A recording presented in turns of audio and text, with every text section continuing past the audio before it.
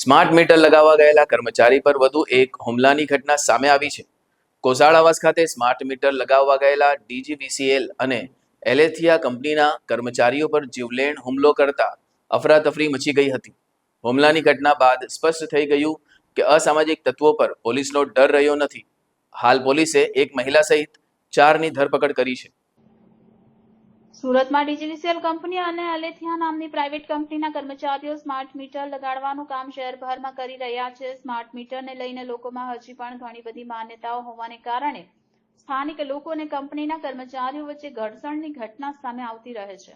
ત્યારે વધુ એક મારામારીની ઘટના સુરતના કોસાળ વિસ્તારમાં સામે આવી છે, જ્યાં સ્માર્ટ મીટર લગાડવા ગયેલા અલેથિયા કંપનીના કર્મચારીને લોકોએ માર માર્યો હતો. આ ઘટનામાં પોલીસે એક મહિલા સહિત 4ની ધરપકડ કરી છે.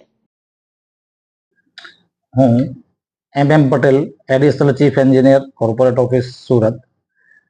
અત્યારે ડીજીવીસીએલમાં અંડરગ્રાઉન્ડ કેબલની કામગીરી બધા જ વિસ્તારોમાં મોટા પાયે ચાલી રહેલી છે. એટલે એમાં ફોલ્ટ શોધવા માટે અમે ડિવિઝનમાં બધે જ આપવા માટે વેન ખરીદી માટેનું આયોજન કરેલું હતું અને એના ભાગરૂપે 17 વેન ખરીદી અને બધી આવી ગઈ છે.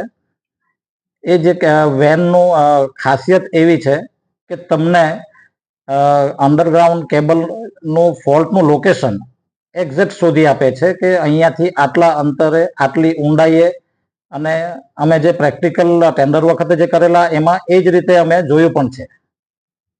આ અત્યારે કેટલી વેન ક્યાં ક્યાં ફાળવવામાં આવેલી? ટોટલ 17 વેન છે. એમાં ડીજીવીસીએલના 22 ડિવિઝન છે. 22માંથી 17 ડિવિઝનને આપવાની છે. અને એક અમારી પાસે ઓલરેડી 2017માં પરચેસ કરેલી હતી જે પીપલોદમાં વપરાતી હતી.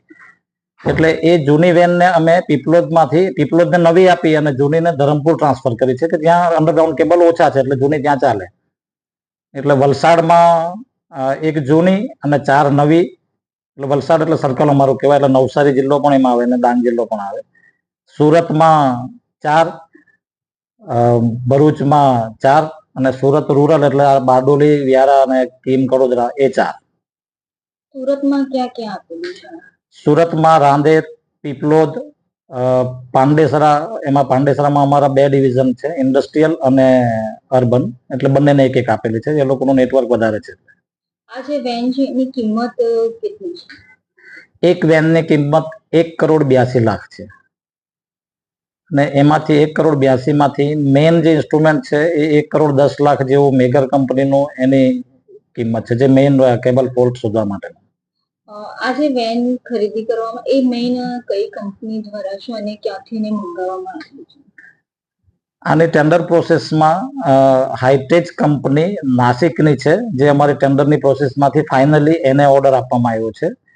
અને હાઈટેચ કંપની નાસિક, અને એની અંદર આ જે ફોર્સ કંપનીની વેન છે એની અંદર મેગરનું ઇન્સ્ટ્રુમેન્ટ પ્લસ સ્ટેનલી કંપનીનું ફોલ્ટ રૂટ ટ્રેસર, એટલે કેબલનો રૂટ કયો કયો છે એ જોવા માટેનું બી એક છે. એવી નાના નાના બીજા અંદર 5 ઇન્સ્ટ્રુમેન્ટ છે કે જે બધા થઈને આખો એક યુનિટ બનેલું છે.